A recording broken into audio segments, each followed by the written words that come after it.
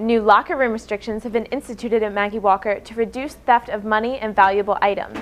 Mr. Charles opens the locker room in the morning, afternoon, and during lunch, but for the majority of the school day, the doors stay locked. Letting the students take responsibility for their own things, we found out that they weren't doing that. They were going in, dropping the bags, and they weren't securing the valuable items.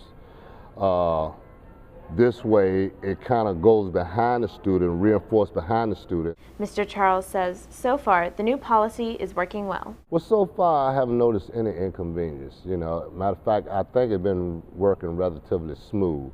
However, some disagree, including Matthew Pickering, a Maggie Walker student who runs outdoor track and started a petition to keep the locker rooms open at all times.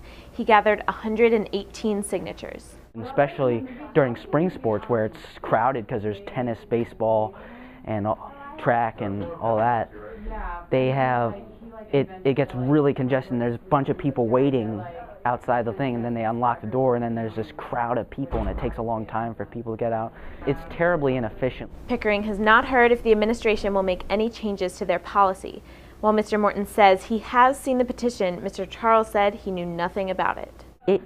It does irritate me in a way, I mean, on the other hand, I'm not surprised by it.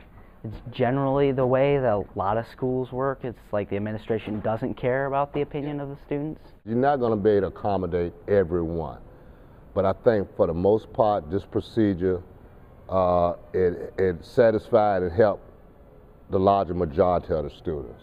Mr. Charles says the changes may not be permanent, but they will stay in effect at least for a while because he says locker room theft has decreased significantly. With Jabberwock TV, I'm Emlyn Crenshaw.